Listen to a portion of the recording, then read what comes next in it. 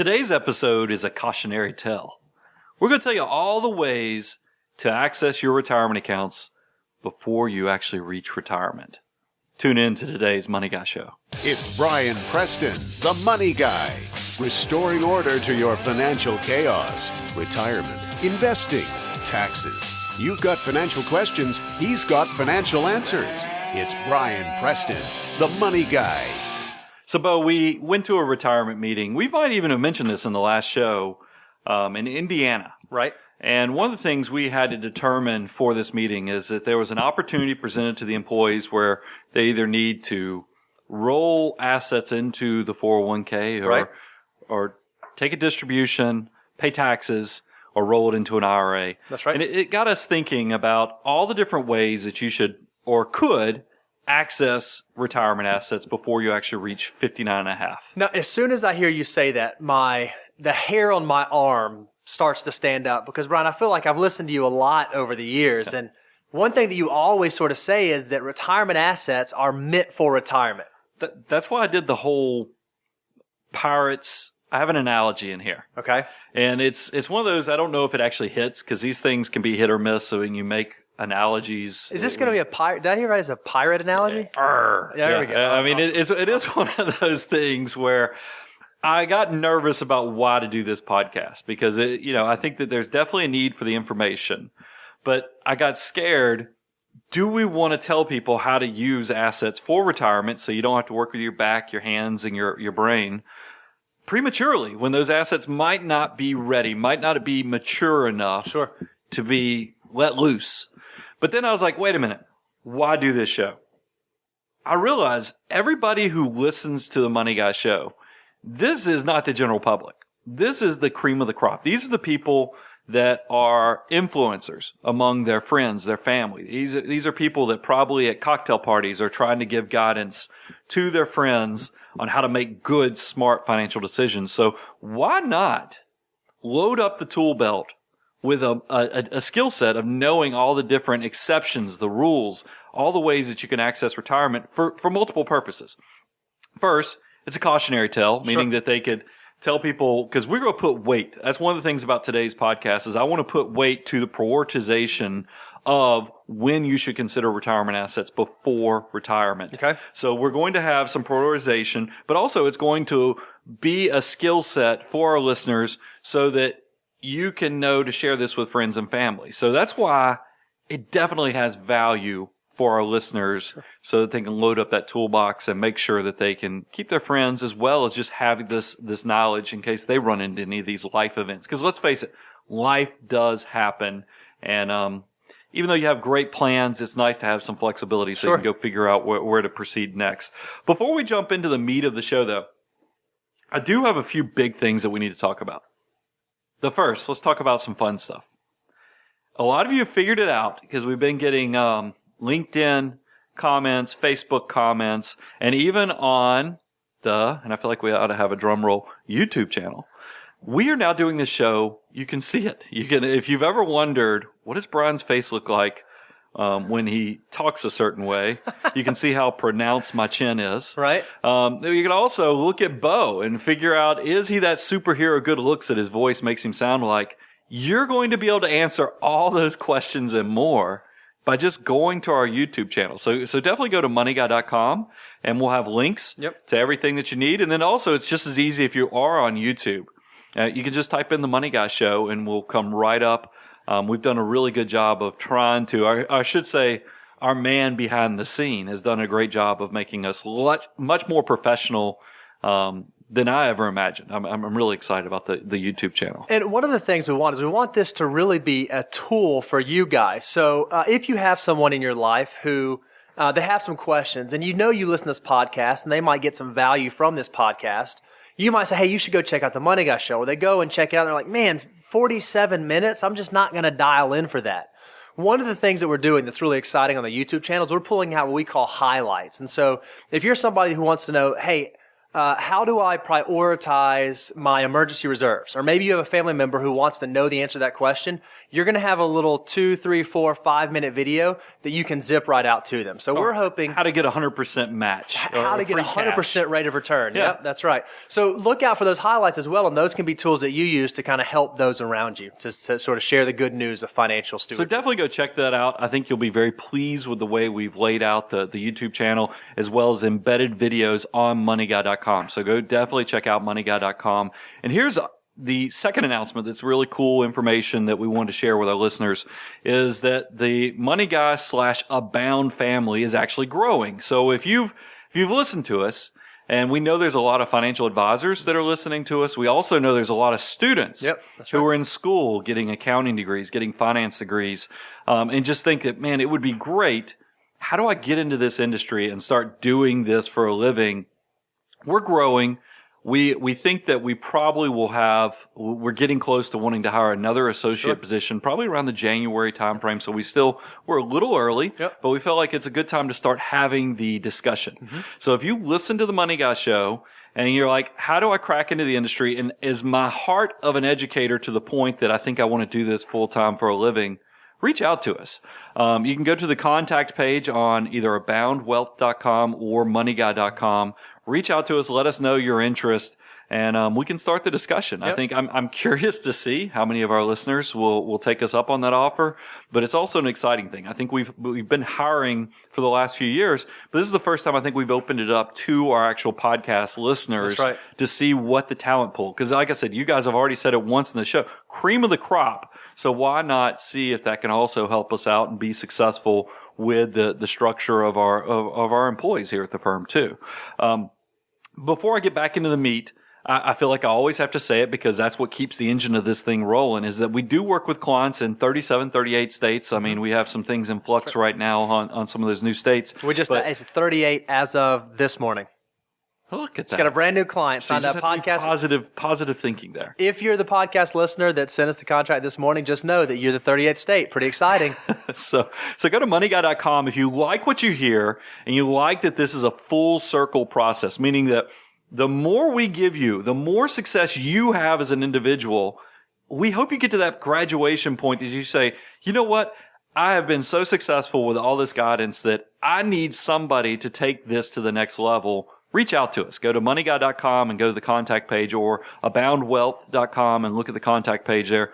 We are looking to grow the family. We have an outstanding team, and I think you'll find that the way we do business is unique. And one of the last things I'll say before we jump in is we have this unique thing that's going on where clients and listeners are referring us to their parents. Their parents are getting older, and you would think the technology thing would be causing trouble.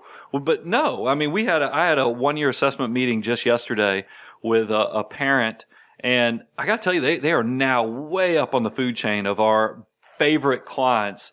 And we asked them, is the technology, is the distance, is geographically, have you noticed any problems? And they're like, not at all. I mean, and that warms my heart, and I think it's a cool growth opportunity because it doesn't just have to be the technology advanced podcast listener that can benefit from hopefully some of the advice and the relationship that we can build. So let's get back to this cautionary tale. Here's where the pirate comes in. Is that as I was thinking about why we even should do this show, because you're right, Bo, I think you should look at retirement assets. They have a very important responsibility in a job. I mean, as we talk about our army of dollar bills, I mean, I've told you that I am a very caring general. I want every one of my dollars that's in my army to feel like that they have a key job and that their job is so important that the goal is not going to be accomplished without everybody being all hands on deck. So being part of a compassionate and caring general is you don't want to waste any of your dollars that are in your army. Okay. So if we're going to be talking about deploying assets before we reach 59.5, and what is 59.5? Why have I said 59.5? What does that date mean? Yeah, so a lot of retirement accounts like 401ks or like IRAs, they have special rules where if you want to access the money, you still have to pay ordinary income tax, but if you want to get access to your money without paying a 10% penalty, you have to wait until you reach a certain age. And that age, that sort of magical number is 59.5. By all loving Internal Revenue Service, correct? That's right. The IRS is the one who puts that in place. So 59.5. So here's the power reference is I feel like we have a treasure map here. We have a path that we're about to chart for you on how you can get access to what I call third rail assets. Why are they third rail assets? When you hear about people talking about journalism and other things, there's subjects that people don't touch because they're so scared. It's so controversial that you touch the third rail. And do you know what a third rail is, Bo? I have no idea what you're talking about. When you're talking about subways and other things where there is a rail for subway cars to get the power to actually power the subway cars, there's the third rail, meaning it has electricity flowing through it. If you touch it, it kills you. So that's why it's called don't touch the third rail. How on earth do you know that? How is that a piece of knowledge in your head? You've never heard that's a third rail discussion. Like they always talk about Social Security is a third rail political thing. You don't touch it because it's political suicide. Man, I've already learned something on the Money Guy show this morning. So third rail asset, meaning assets you don't typically touch. I look at this as a treasure map. Yes, X marks the spot, but it's just like a pirate's map in the fact that if you don't respect how dangerous this treasure map is or this guide to your retirement assets, getting to them prematurely, there's lots of peril. There's lots of sea monsters. There's lots of dangerous waves. There's dangerous pirates that could totally derail and make your assets not as effective in retirement as possible. So that's why we say it's a cautionary tale. This is very much a tool that should be respected. And here's the other thing that I think is important to know. Everything we're going to share today gets you out of the early penalty. That early penalty is 10%. Right. However, there is no way out of the taxes. Death doesn't even get you out of the income taxes. So nothing we're sharing today will get you out of the taxes. And that's an important thing to understand is because let me give you an example of why you need to be so scared about using retirement assets early. Let's just say you need $10,000. Right. You say, Brian, I'm in a pickle of a situation. I need $10,000. What would you have to pull to get $10,000? This will surprise you.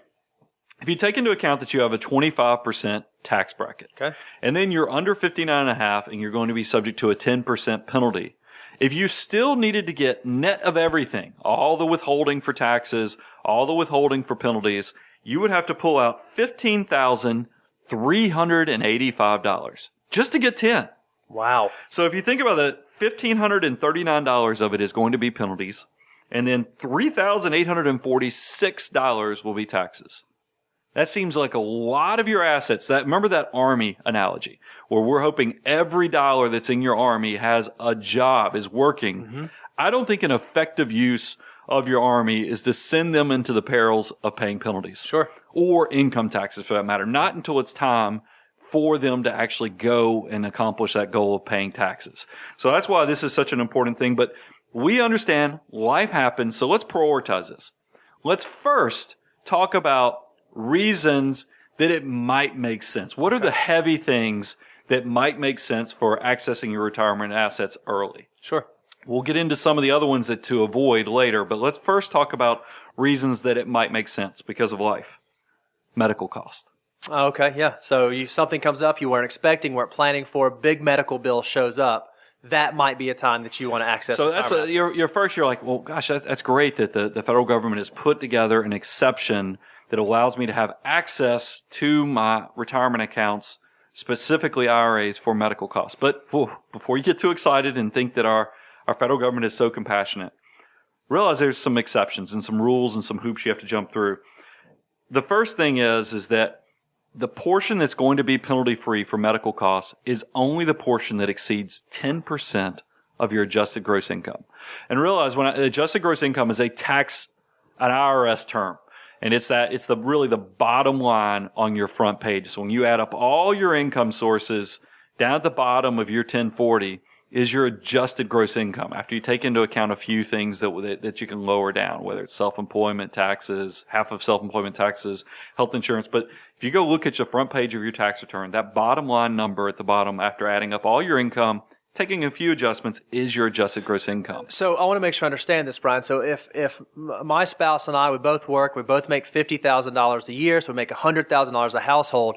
In order for us to get a penalty-free distribution for medical expenses, the bill has to be over 10% of $100,000 or over $10,000? The portion that will be penalty free is the portion over 10%. Oh, so I don't even get a pass on that $10,000. That you're going to pay $1,000 of penalties on your example. $100,000 of income, 10% of adjusted gross income is $10,000. So if your medical expenses, for giving an example, if your medical expenses were $15,000, $5,000 of it's going to be penalty free. Still going to pay income tax on the whole thing, but $5,000 is going to be penalty free. That initial $10,000 or the 10% of adjusted gross income, you're going to pay some taxes on it.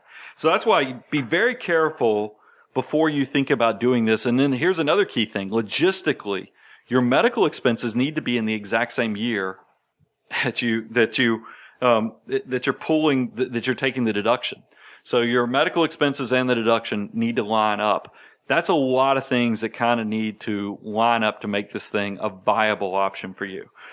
Moving on, kind of the same tree line of family tree of need is, how about health insurance premiums? That kind of correlates with medical expenses.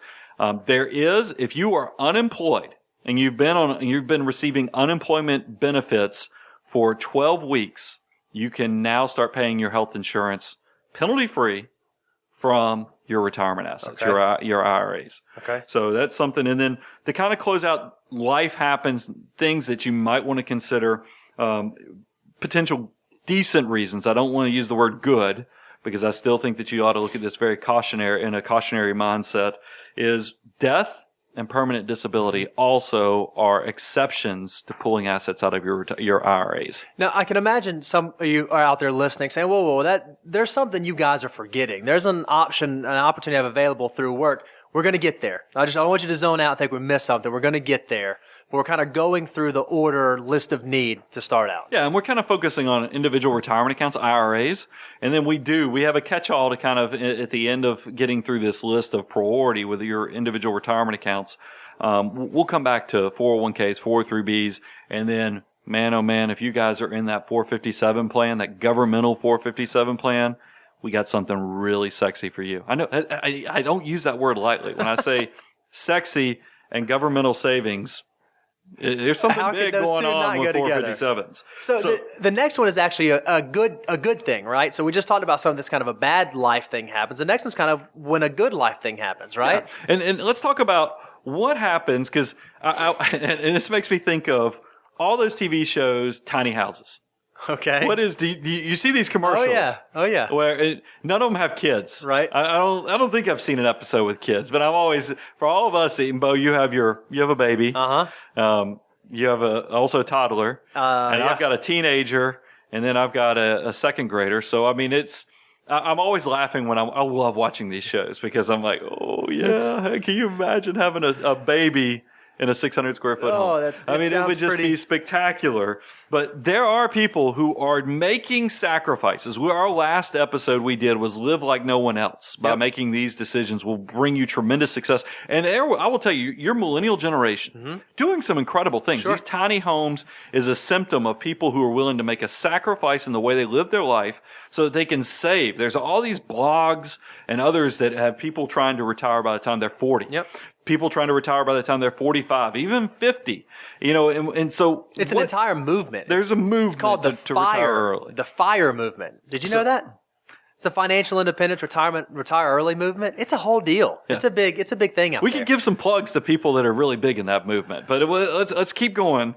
So this FIRE movement of retiring early, what's some tools in your tool belt that will actually facilitate you being able to leave the workforce? So the first thing you're thinking was, I'm loading up every year. I'm loading up these retirement accounts. It seems kind of silly if I think I'm leaving the workforce at 45. How am I going to get this stuff if I can't touch it until I'm 59 and a half? Sure. Don't worry. The government has you covered with some pretty cool rules. There's an exception with individual retirement accounts called, you ready for this? Substantial Equal Periodic Payment, or SEPP. What in the world does that mean, Brian? Well, what this means is that you can essentially take and annuitize your IRA. You can say, since I'm retiring early, I want to start pulling off of my IRA each year to live off of because I've retired early. And the government has an exception. They say, okay, we're still going to pay income taxes, but we're going to let you out of the penalties because you are using these assets for retirement. Now, here's the trick with this. When you hear this, let me give you the rules and then tell you how this applies to real world, how you're going to make this work. When you do this, here's the catch. If you implement this strategy, you have to keep it in effect for at least 5 years or until you reach 59 and a half. And here's the catch of whichever comes last. Okay. Not first, last. So if you're 40 years old and you decide you want to go with this strategy of substantial and equal periodic payments and you start annuitizing or amortizing your IRA, you have to keep doing this until you reach 59 and a half. That's a big commitment. Yeah, that's close to 20 years if you're a 40-year-old. So the thing is you're like, well, how do I minimize the risk of doing this? Because that seems like that's a heavy, heavy commitment when I'm so young, is that now I'm going to turn this IRA into an income stream and I'm going to be paying income taxes until I reach 59 and a half. Right. So the good news is the government lets you, there's 3 different ways you can figure out your income stream. You can do either the amortization method, the annuitization method, or the required minimum distribution. And here's the planning opportunity.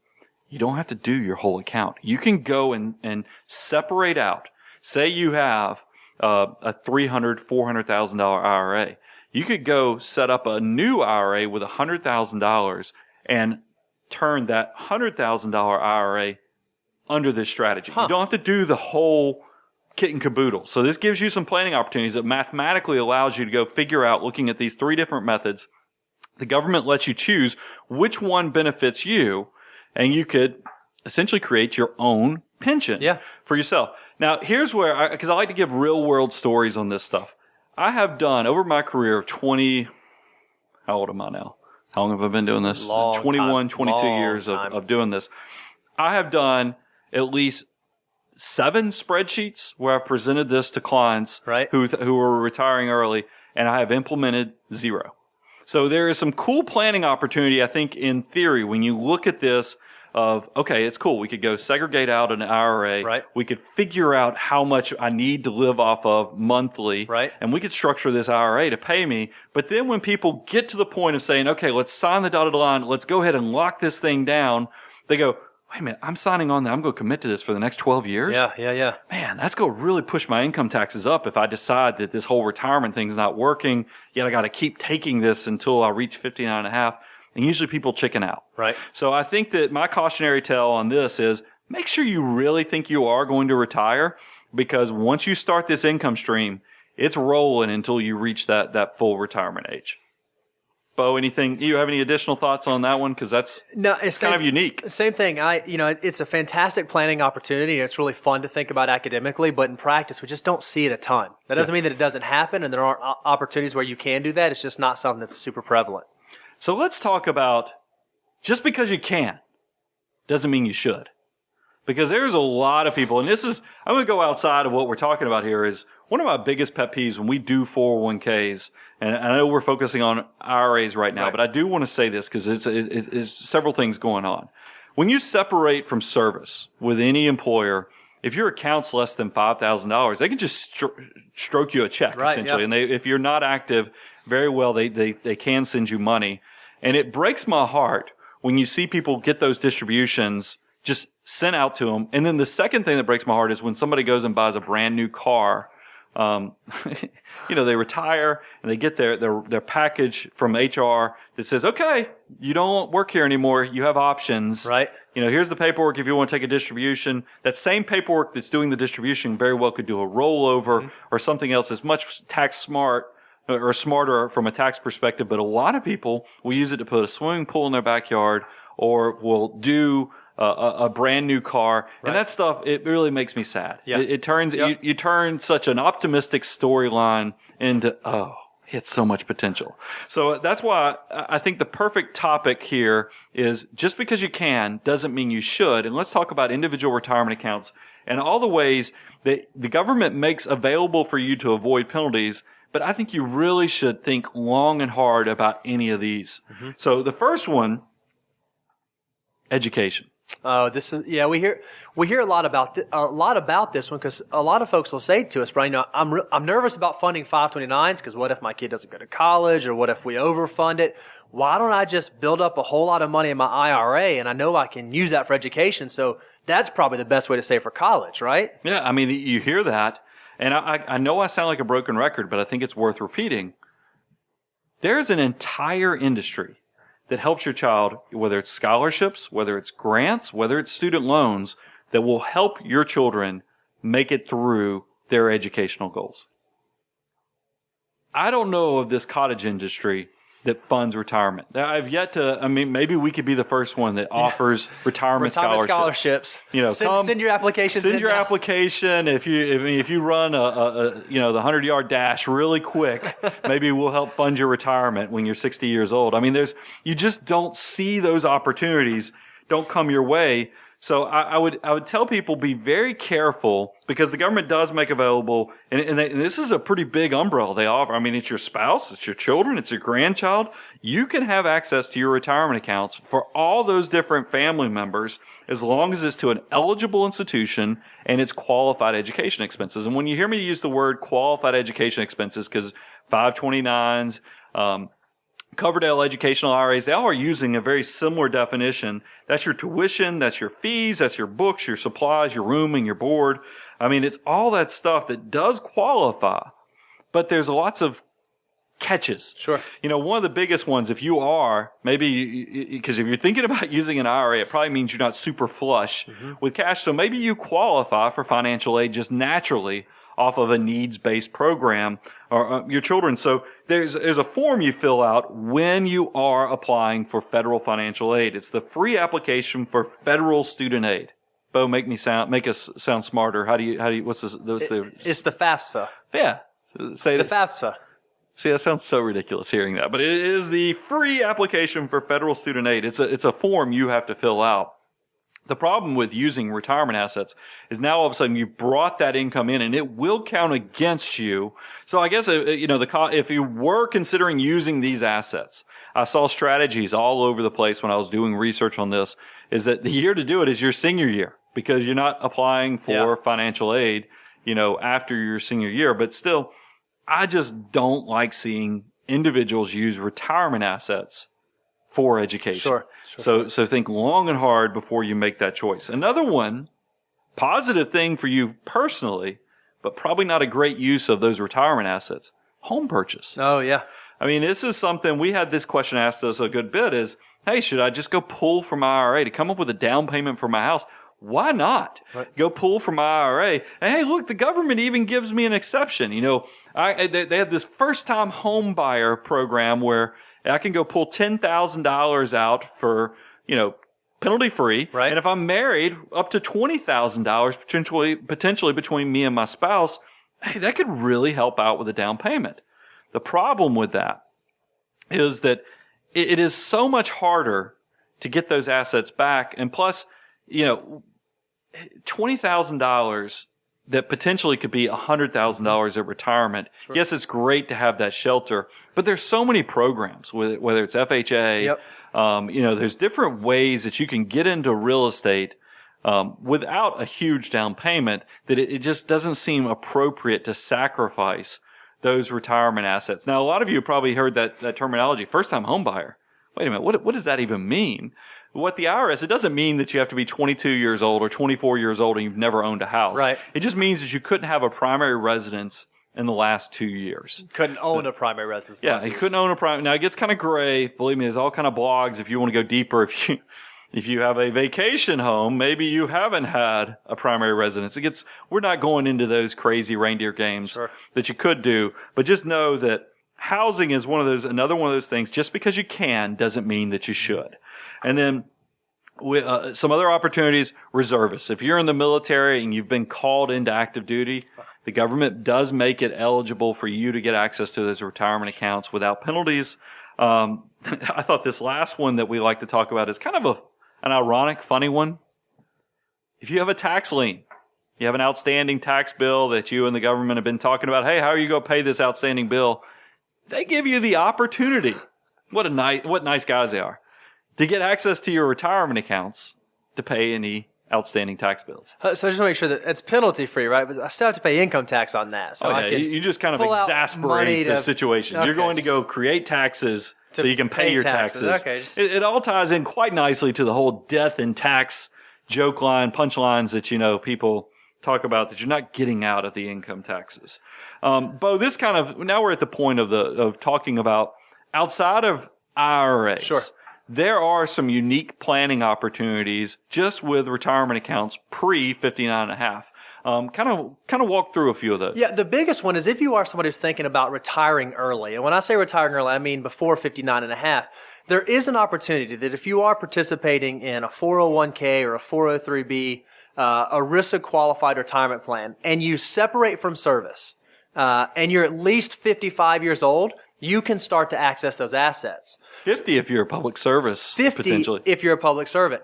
And so what that means is that even if you're someone who maybe you changed jobs when you were in your 40s, but you left your old 401k sitting at an old employer and you retire at 55, you still have access to draw from those assets so long as you're separated from service and at least 55 years old. So that's a pretty exciting opportunity for those who think they don't want to quite work all the way until age 60. And you had, because I think it's always, you heard me tell the story on the substantial equal periodic payments, how I've done a lot of spreadsheets, but I haven't actually implemented.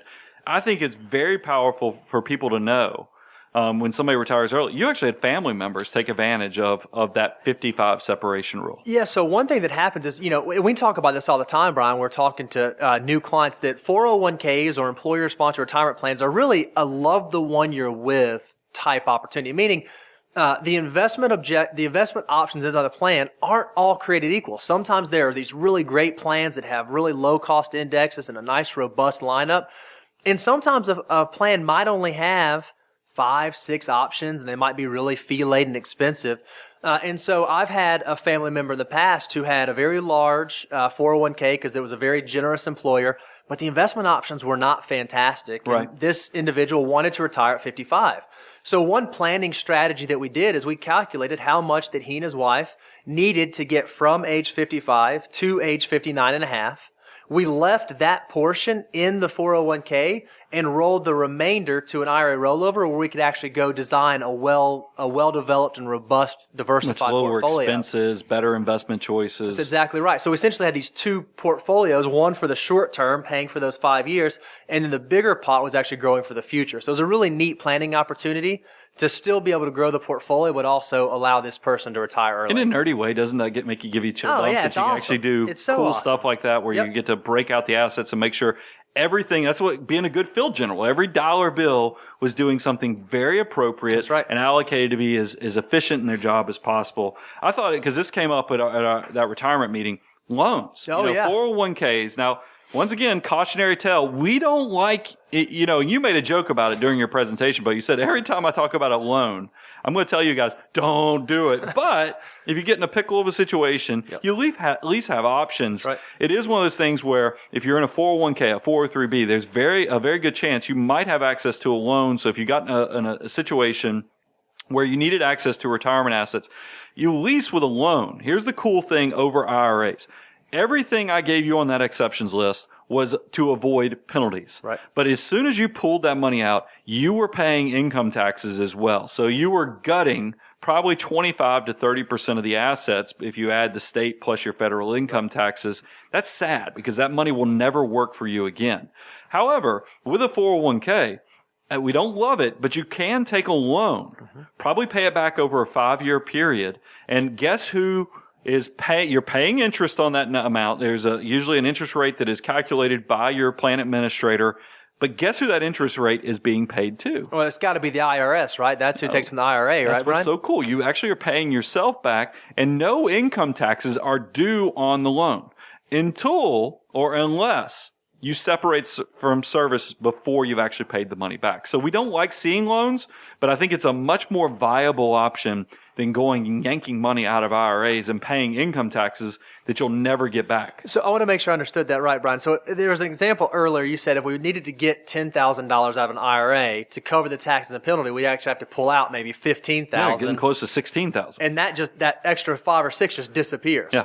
With a 401k, if we need $10,000 and our account balance is at least 20 because you're limited in how much you can borrow, I can actually just pull out that 10 and I get to pay myself back so it gets back in the account. Yeah, and that is truly a much better thing because you didn't have to pull that 5 for the penalties and interest. But I do want to, the bad thing is there is an opportunity cost, a big opportunity cost, because that $10,000 that you pulled out, yes, it's great you didn't have to pull $15,000 to $16,000 out, but that 10 is no longer working like it was, because when you are paying back that interest rate, that's money that could have been potentially doing better with the S&P 500 or a good balance or diversified mutual fund strategy. Yep. So that's the thing, just to keep that in mind. But it's definitely better to have that money working for you instead of pulling out an extra 50 to 60% just to pay taxes and penalties. Sure. The last thing, and we kind of tease this, we love us some governmental 457 plans. And so if you work at a university, some governmental facility like a county government or something like that, you might have access to not only a 457 plan, but a 401k or a 403b. Right. And realize, here's why these things are Shangri-La for retirement savings. They're two different code sections of the IRS. So, a lot of people, when you're saving for retirement, there's some contribution limits. They're called 415 limits. For a person who's under 50, you can do $18,000 a year. For a person who's over 50, you can do $24,000 because of the $6,000 catch up. And you're like, oh man, but if I've got two job, I work at 2 hospitals, or sometimes you change jobs throughout the year and you max out the first one. You don't get you're capped no matter how many employees you have to that 415 limit, meaning that you as an individual can only do $18,000 salary deferrals. Because they're different code sections, you can max out your 401k or 403b at the $18,000. But then if you also have access to a 457, you can also max that out. That's right. I mean, I realize this is a very small portion of the population, but it is still, it gets me so excited to think that you're sticking it to the man legally with this huge legal loophole to save that much money for retirement. But Brian, I'm so confused. So 457, it sounds great that I can save more money, but we're talking about taking money out early. What's a 47 to do with that? That's one of those sidebars I couldn't help but share. But here's the other cool thing. And this is something when I was working with local government, when I was doing the county commission type things, we made sure that we shared this with all of our police officers as well as just county employees in general, is that 457, governmental 457 plans, this dreaded 10% penalty that we're talking about is just what we can help you avoid. It doesn't have it. Remember, it's a different part of the code section for the IRS, so they didn't even write in the 10% early withdrawal penalty. So you can have access to your 457 before 55. It's truly incredible. It's a get out of jail card. Now remember, this is probably for those people living in the tiny homes that are truly using these assets for retirement. I don't want you taking advantage of that 457 just so you can buy a better F-150. That's not, even though that's what millionaire next doors drive, that doesn't mean you go use your retirement assets to buy a brand new F-150. There is just one other thing that we didn't mention, Brian, that I think is important to mention. And I'm going to kind of take this opportunity to maybe talk to some of our younger listeners or folks that are just starting out. Because I feel like anytime somebody talks about, hey, I want to start investing, I want to start, putting away money for the future, but man, I'm nowhere near 59 and a half, and I don't want to lock up my money. I don't want to do that. This is the encouragement that I always give them, assuming they're able. I say you should go put money into a Roth IRA. Exactly. Like, why? No, that's 59 and a half. I don't do that. One thing that a lot of people don't realize, and this is like the knife, it's a tool, but you should not use it, is that you can always access money that you put into your Roth IRA, penalty-free and tax-free. Just make sure the account's open for 5 years. There is a time holding, but it's exactly right, Bill. Yep. That's what you'll hear people use this potentially as an education planning, as well as I mentioned to somebody not long ago that you put in $5,500 into a Roth IRA, it grows to be $25,000. You need to find a way to pay for the kids' education. You could pull that $5,500 out without penalty and let that money keep working without income taxes too. That's the other thing, because the Roth money, remember, is already after tax. I don't like the idea because I like sticking it to the government legally. Love you, IRS. Believe me, you know that. You see how much I send you every quarter. But it is nice to take advantage of and maximize all the different ways to avoid taxes. And those Roth assets, man, there is nothing better than watching those assets grow completely tax-free. And then what's really cool, this is not really in this subject matter, but it's still under the same umbrella of how just being smart and being good with your army of dollar bills, is that Roth IRAs also are not subject to required minimum distributions. So how cool is it that if you let this money continue to work for you, now you've created a stretch opportunity, a legacy opportunity for your estate plan with Roth IRA assets. But Bo, you're right. For somebody who maybe is scared and wants some flexibility, and you're hoping that life changes and gets easier and better from a financial perspective, why not? At least when you're trying to prioritize how do you save, Roth assets are definitely way up on that food chain because of that additional flexibility of pulling out the principal. Not only penalty-free, but income tax-free too. So that's a great, great point. You always do such a great job of summarizing or just giving cautionary thoughts to kind of close shows out. Anything that you kind of want to share if somebody was trying to figure out which direction to head with all this? Yeah, the thing I would say is that, remember, retirement assets ultimately are meant for retirement. But if you find yourself in a situation where maybe you do need to access them, or life has happened and something has gone unfortunate, make sure before you just take the quickest and easiest path, calling Vanguard, calling Fidelity, ask for your money, make sure you put a little thought into it, because these seemingly small decisions over a long time frame can have a really big impact. So if you are going to utilize your army, make sure you're taking as few casualties as possible. Yeah, compounding interest is one of the most powerful forces in the universe, but it can work against you. So if you pull those dollars off the table too soon, you're going to find, and I don't want to go too far out on it, but what does it take to be a millionaire? Remember, this is what got me energized to do this for a living, is that economics teacher in high school who told me while I was still working at Hardee's and a crew leader of the drive-through, and he's like, man, if you guys could just save $100 a month, you'll be a millionaire. And I was like, oh, I could save $100 a month. That's not a problem. But you quickly, a 40-year-old might be needing to save thousands of dollars a month just because they delayed saving for, that decade and a half between, being in your early 18 to 20. It doesn't make sense to let time as well as compounding interest start working against you. Let it be the juice that just totally takes you to a place that you want to be with your retirement. It all goes back to that podcast we just did that you can once again go check out last week's episode or 2 weeks ago's episode on YouTube. We invite you, please go check out this new medium that we're trying to connect with you. But you can live like no one else by making those small sacrifices. And we also hope that you learn these tools, and maybe you're trying to figure out you're facing some life things. You've made some great decisions in the past, but life is happening and you got more complexity. And you're like, gosh, I love all the stuff you shared, but I don't know. I got so many variables. How do I prioritize and put this together? Reach out to us. Take that relationship to the next level. Go to moneyguy.com. Go to the website. Go to Abound Wealth. Check out who we are. I think you're going to be fine. One of the biggest compliments I always get, or we get, is when people meet any of our team members or us, they say, you're just like you are on the show. Because this is not, there's no putting on airs or fronts. Heck, you could probably tell because we just don't come off. We come off, I think, as knowing our stuff, but definitely there's no airs about the whole process. Now you can actually see us too. Now that if you go to youtube.com/moneyguyShow, you can actually see us. You're going to be able to tell when I'm stressed out because I'll have adult pimples or I'll have bags under my eyes. It gives a whole nother level for you to connect and bring out all those high school insecurities. But we do whatever we can to make you guys feel like we're connecting with you and also just investing in the future. We're going to make sure that we continue to grow this thing because this passion project has taken off. And you guys are a big part of it. If you can continue to leave the iTunes comments, just reaching out to us, all these different things make us relevant. Continue to tell your friends and family as well. We'll be back in 2 weeks. I'm your host, Brian Preston. This is The Money Guy Show.